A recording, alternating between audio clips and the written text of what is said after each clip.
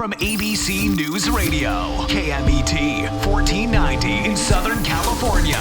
This is BizNinja, Entrepreneur Radio, with your host, Tyler Jorgensen. Welcome out to BizNinja, Entrepreneur Radio. I am super excited to have a fellow ClickFunnels Top 30 designer here on the show with me today. Someone who I met in Boise, Idaho, which is such a funny place to meet someone when neither of us are from there. It's not a weird place in general. But Kri Gentile, did I say the last name right? Because I always want to make sure I get that right. I have had so many pronunciations, Gentile, Gentile. I say Gentile, so that's fine. The Italian proper way is Gentile, but yes, it's Kri Gentile. All right, Kri Gentile, welcome out to the show. We're super excited to have you. Today we're going to talk about branding, creative, the importance of having a consistent and meaningful brand as an entrepreneur or as any kind of business owner. I'm going to start right at the beginning, Kri. How did you, when was the moment in your life that you first realized you were an entrepreneur? Wow, it goes as far back as I can remember, honestly. And just before I even get into this, I want to say thank you so much for having me on the show. I'm so excited to be here. And I really hope your audience gets some value-packed information from this. But so we can go back to where it all started. I was born into a family of entrepreneurs. So my parents were wedding photographers and my brothers are all entrepreneurs. A lot of my other family members are all entrepreneurs. And so when I was growing up, and being a part of, a wedding photography household. We had a studio in our house. And so I was always in front of and behind a camera. I learned at a very young age what it was like to kind of set scenes and style and stage and communicate behind a camera, behind a lens. And that's where my passion really started with, how can you take something that is innate within you, some things that you're passionate about, and create a career out of it and actually make money and earn money doing it. So my whole life I had been finding creative ways. Like I would style my friends and then we would do photo shoots and I would make some quick cash on the side. Cool. And then, as I got older, I went to school. I graduated with a BFA in design because at the time I had known photography. I'd kind of mastered photography and I wanted to incorporate, I saw a lot of trends at that time for graphic design, building logos and colors and really helping businesses establish themselves. So I knew the photography portion. I knew some web design portion, but I really wanted to kind of culminate and bring everything together. And that's where I went to school, got my BFA in design, went to corporate America right away. I got a job as an art director, worked my way up the corporate ladder super fast. I worked at many marketing and advertising agencies. And then at one point I kind of decided I was not cut out for corporate America. How long did that take you to realize? It was about 4.5 years. Okay. There was about 3 years of kind of deciding it, and then about 1.5 years of finally taking the leap because I was totally afraid. But I always knew that it was in my future. I always knew that it was something that I wanted to do. I had grown up around parents that were entrepreneurs, and I just knew that this was what I was destined for. So I took the plunge. I made it happen. I left corporate America and haven't looked back ever since. It's been about 5 years now that I've owned my own business. That's cool. And your business is? Kriativ Co, which is a creative agency. We help business owners and entrepreneurs and coaches and consultants to create brand identities that stand apart. So why is it important for a speaker, coach, consultant, entrepreneur, expert to have a brand identity? Isn't just whatever they talk about, isn't that their brand? Every single thing that we do is a part of our brand. It is intrinsically, it's involved and incorporated. I like thinking about brand identities as almost like human personalities. So every single human we all have innate characteristics. We all have personalities. Some of them we're aware of, and some things we're not aware of. But having a brand personality, a brand identity as a business is your way of communicating your vision, your values, your essence, your style, what you care about, what you don't care about, what you're willing to fight for and not. And so it's just having a brand identity is kind of your way of communicating as a business to the world, where you stand. And without it, you're kind of lost, right? Like you're lost in the shuffle. What are the components of a good brand identity? Yeah, a good brand identity. So first and foremost, we start with our clients. We like to get do some research, figure out where they stand, what position that our brands stand in their marketplace.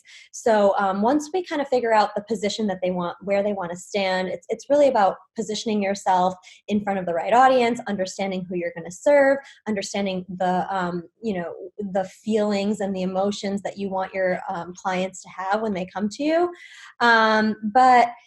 So positioning is a part of having a great brand, positioning yourself correctly. Then it moves forward into, how do you communicate that position that your stance? How do you communicate what you're doing? And so then it starts to, we start to develop a brand, like a name, like a logo and a name and colors and fonts, and your colors and your fonts and your logos. These are all intrinsically, like they're created specifically to communicate certain things. So you've got your brand assets, like your logos, your colors, your fonts. Then it moves into, your website and your social media and your presence online and offline, your printed work, like business cards and stationery and every single thing that's going to leave your office and touch, one of your customers. So there's all of that. But, a personal brand and branding in general is so much more than just the printed version or the online version. It's really your essence in total. And it's really just communicating that to the world, how you do things differently than other people and what sets you apart. So it's really Awesome. getting clear about that. So if there's a lot that goes into creating an entire brand identity, right? And that's what I got from that is it's not just a logo or a color palette or coming up with a cool tagline. And it's not just the things that you may say or do, right? Because some people say, hey, your brand is what other people say about you and things like that. But really your brand identity and the components of that are a lot broader and should be therefore more strategic. What is the number one mistake that many experts make with their branding? Yeah, definitely. Oh my gosh. One of the biggest mistakes is that they assume that it's just a logo. Literally, I don't know how many business owners will come to me and they'll say things like, I just need a logo, or, I just created this new business and I need a name. And sure, those are important. Obviously, it's just like you and I, we have names and someone's got to call you, you've got to call you something. But that's the tip of the iceberg, because there's so much more involved in our personalities and our beliefs and the way we do things and why we do things. So all of that is wrapped up into branding and having a really strong brand. Something that it kind of, when you have a really strong brand identity, you almost create a culture around everything that you believe in and everything, your way of being and acting and believing. And really it's a call for others to come and join that culture and be a part of it as well. Awesome. So, if many experts, if the mistake that they make, or many people, entrepreneurs and businesses in general, if the mistake they make is that they think, oh, I just need a logo, or I just need to pick a name real quick and then I can move on. It sounds like it's similar to many parts of business where they're just, it's a short-sightedness. Now, sometimes I often say there's a mistake of ignorance. They didn't know that they needed more than that, right? Or it's just a mistake of apathy. They just don't care, right? Right. I would say most of the time it's that they don't realize the importance. They didn't know, oh my gosh, like the logo I pick is going to be something I should probably, it should probably fit into the rest of my business over time, right? So what do you say to someone who's like, they've picked a logo, they've gotten started, they've already like printed their business cards and done that, but they're like, hey, I think I need to take the next step. What is the next step? Yeah. So the next step is really just building your presence, getting getting people, building a following, building a community, building a culture. So every big brand that you can think of, like Nike or Adidas or Target, they all have these followers of these followers that the die hard believe in their culture and believe in their products and believe in what they do, and they share them and they boast about them to everybody that they know. And it's really, as a business owner, having other people recommend you and share about you and purchase from you is the biggest goal of it all. So the bigger that they can grow their audience, the more they can connect with the right audience and attract the right audience, the more successful they'll be as a business. So in a lot of businesses, the thing that you do really well for others is sometimes the thing that you struggle with yourself, but you've got a cool brand identity, right? So what process did you go through when you launched Kriativ Co to make sure that you drank your own Kool-Aid and followed your own advice?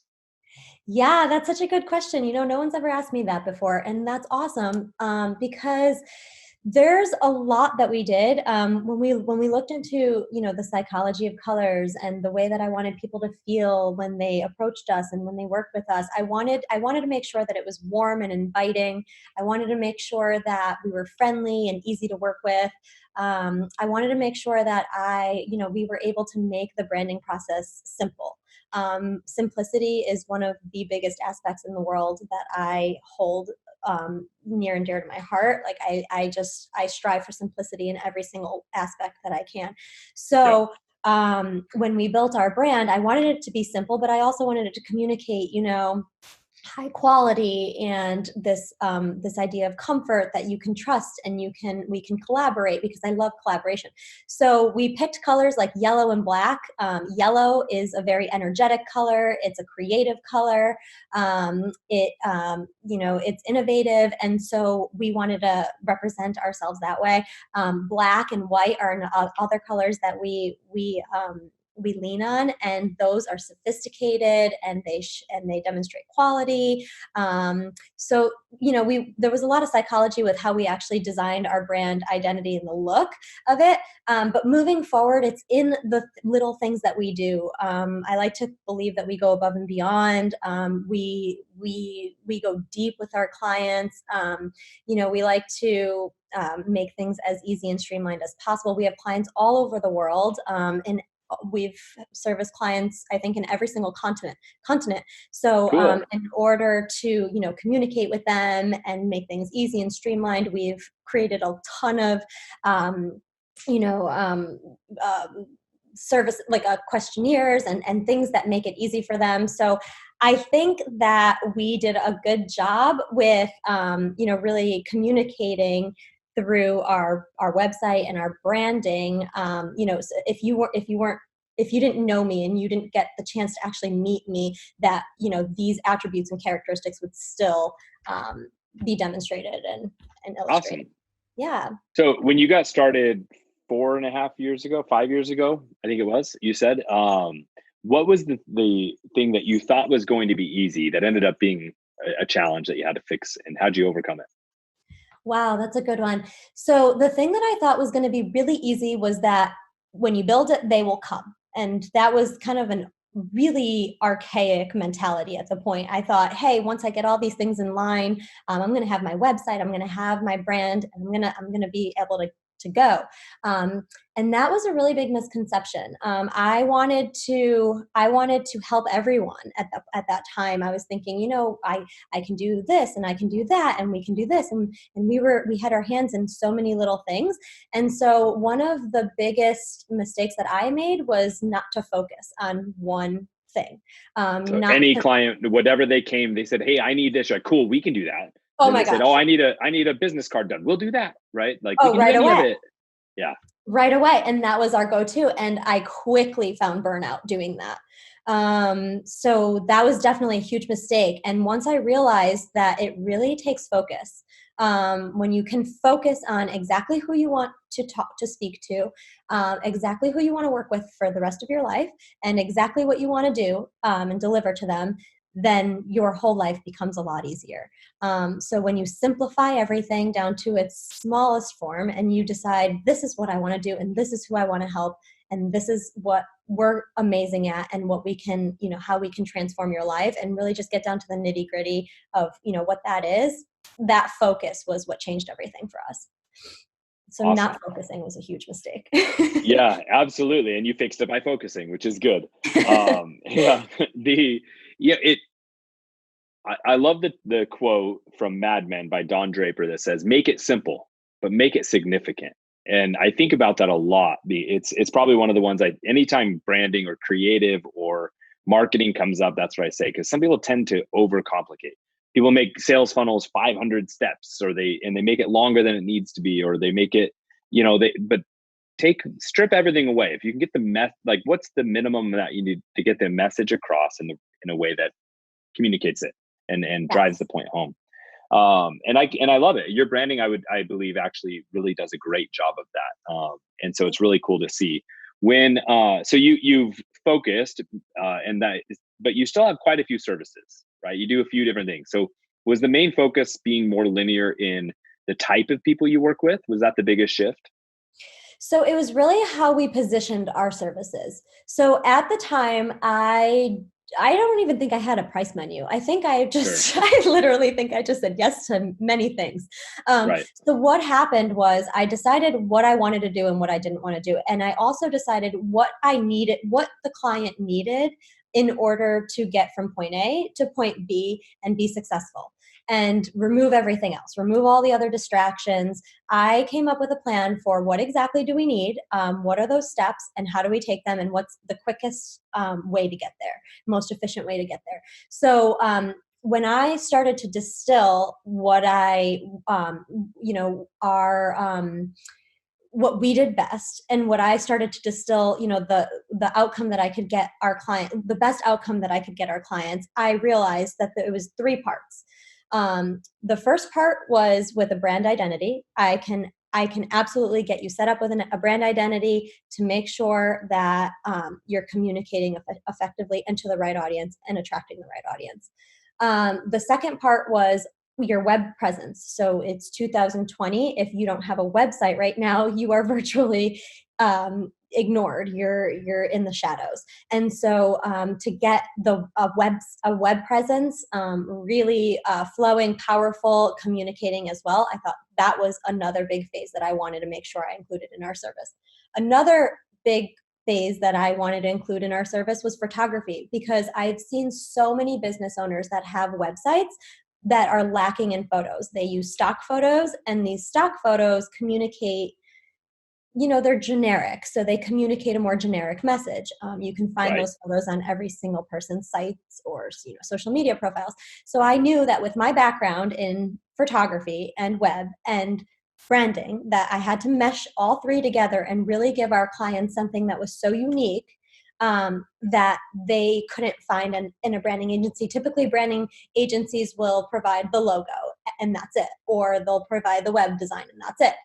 So we wanted a way to bring all these kind of together to create one thing and take them through one service. So we came up with our brand trifecta. It's a 3-part service. It's our high ticket service. It takes about 6 to 8 weeks to complete. And then from the beginning to the end, we work with you to develop your brand identity, your website, and your photography. We bring them all together to culminate and create something that truly makes you stand out. It's authentic. It's communicating in an authentic way because it's all hand created and handcrafted. So that handcrafted, detail oriented way of working with our clients and really creating authentic, creative content is what makes us stand out and really awesome. Helped us to simplify. I love it.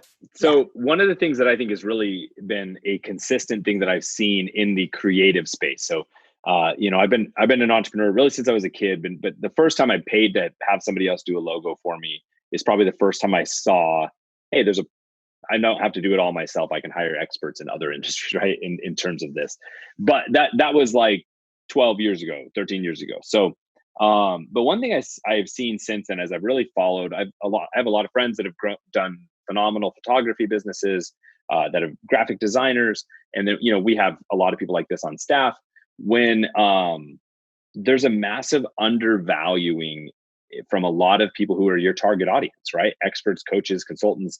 These people I've noticed tend to value branding cheaper than like Nike. Nike's going to spend millions of dollars on their branding every year, right?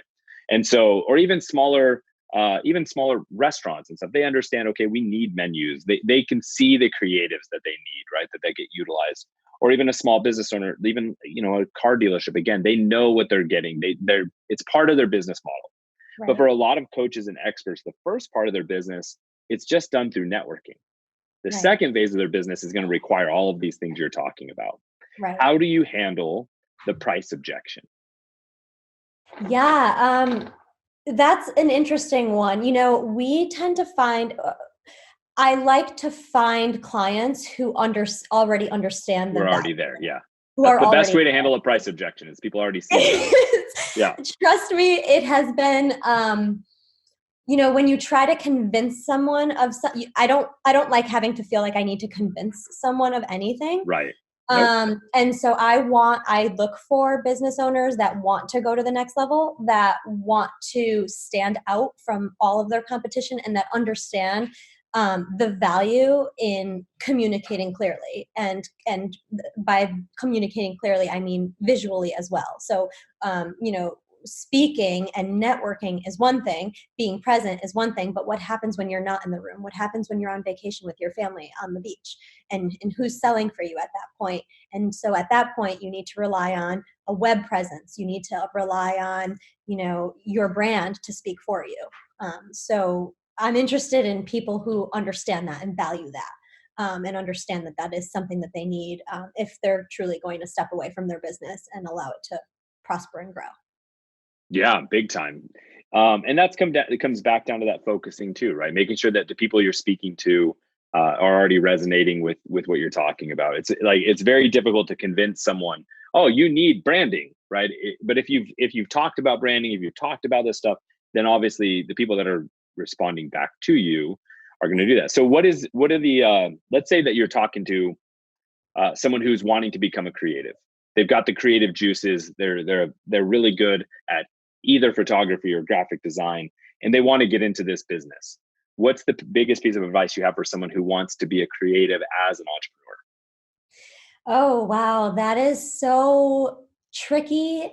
And it's an amazing concept because there's so many of us that start as creatives, and we are trained in school to, use our creative freedom and we're almost trained to see things through an artistic lens. And so Right. Art is different than design. Art is something that makes you feel a certain way. So that can be so many different things. Design is art that actually it solves a problem. So art is emotional. Design, yes, it's emotional, but there's a driving purpose. There's always there's a solution that you're solving. And so as a creative, it's really hard to kind of distinguish the two. When you are a creative, you want to play with your hands, and you want to get artistic, and you want to make art. But there comes a time when you have to start, when you put on your business cap and your business owner hat, and you have to think about how are you going to generate revenue? How are you going to build a team? How are you going to alleviate all of the time and energy that it takes to grow and build a business, so Right. that you have enough time to continue, being the creative. And so, a part of it is building a team. A part of it is, getting really clear about your offers and your position in the industry. But it's really a mind shift. You have to go from understanding, yes, you were once a creative person, but now you have to become a business owner. And so it's making that shift. I think you hit that absolutely right. The biggest thing that has to happen is you have to shift your mindset, because what I love how you explain that, how art is different than design. I think, this is why I'm going to drill down on this a little bit, because this is the same in anybody as they shift from their passion being either a hobby or something that they do, as a job, to being a business owner. Because one of the biggest mistakes and the things that I think hurts people the most is when they leave a job to become self-employed.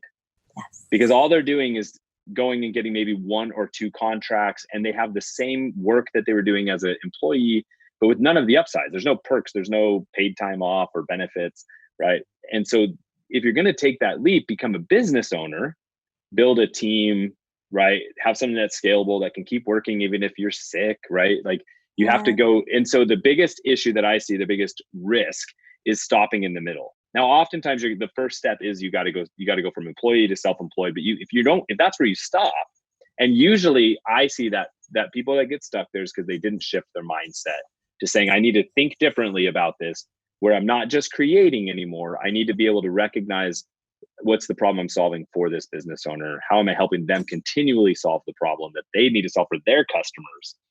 Was that hard for you, or were because you grew up in a family of entrepreneurs, did you kind of already have that next level of mindset of how to become a business owner? Yeah, that's interesting. It was easier for me, I have to admit, because I did look at things from more of a business perspective growing up. Even kind of consulting my parents, because as I was in corporate America, I still, kind of consulted with my parents on their business and what they were doing and how to contemporize and modernize what they were doing. And, Right. but I always saw things through that lens of, business owner, and how do you commoditize products, and how do you create offers that you aren't so involved in anymore. And so I had a little bit of an easier transition, but it was still incredibly difficult. I still have urges to just say, hey, I just want to create all day. I'm a creative at heart, and that's where I started. So I enjoy creating, and that's, I'm passionate about taking my visions and making them a reality. But at the end of the day, that isn't going to grow and build a business. At the end of the day, I do need to put on my business cap in order to think strategically about, how to, launch, scale, grow. And it was difficult for me, but I think it was a little easier because of my background. Yeah. So what are you guys' big goals for creative? What are your big goals for 2020?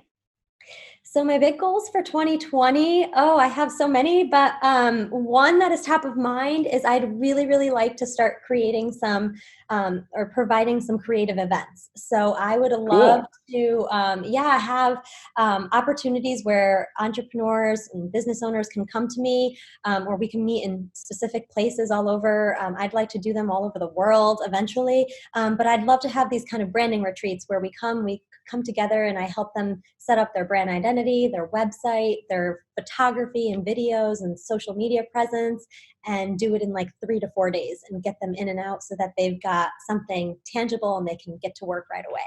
When's the first one of those? I haven't decided yet. Oh man. I know, I haven't decided yet. I've been Let's do it this way. Idea. Is it going to be, are we thinking like before summer or after summer? Oh, I was definitely thinking before summer. So, Okay. I've got a couple months, Yep. but yes, definitely before summer.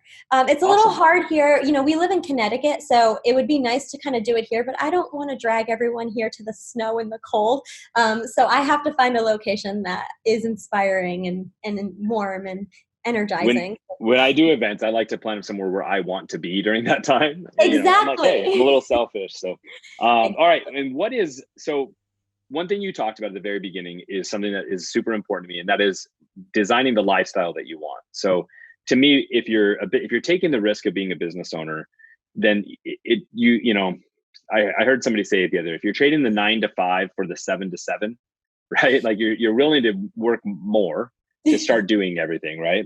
Right. Then there's got to be the plus side of the lifestyle you want. And for me, a lot of that comes down to travel and things like this. But what is one major item on your bucket list that you're going to achieve in the next 12 months?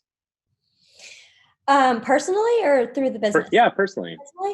Personally, I I know people say this a lot, and I know it's really cliche, but I do live to travel. There's so many countries that I want to see.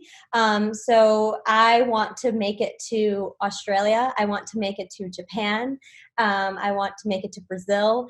So there's a ton of different places that I do want to go and I want to see. I get so much energy from traveling and taking in cultures and food and meeting new people.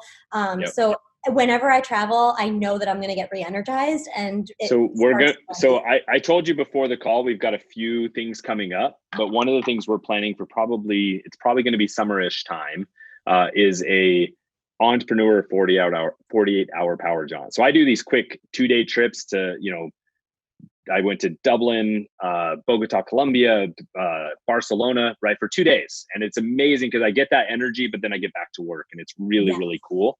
And so we're going to be starting to open that up to other entrepreneurs. And like, it's a totally informal mastermind concept. It's like, we're just going to go travel together. Yes. People can talk, people can network, nothing formal. Anyway, so I'll definitely let you know when we're doing one of those. I think Dubai's been on the horizon. I was supposed to do Dubai and then I ended up going to Barcelona. Not like it was in the same direction, but but Barcelona was amazing. It was really cool. So Australia, Japan, Brazil. I'm excited to see those trips happen. Thank you so much for coming out on the show. People, please go find Kri at creativeco.com, and it's spelled KriAtivco.com. And thank you so much for coming out on the show. Anything else? Thank you so much, Tyler. I'm so happy to be here. I can't thank you enough. Absolutely. My BizNinjas, wherever you are listening, watching, or tuning in, it is your turn to go out and do something. Thank you for listening to BizNinja Entrepreneur Radio with Tyler Jorgensen. Please make sure to subscribe so you're first to hear new interviews and episodes. If you found this podcast to be valuable, please share it with a friend. Don't forget to visit our online dojo at bizninja.com to claim your reward for listening to the show.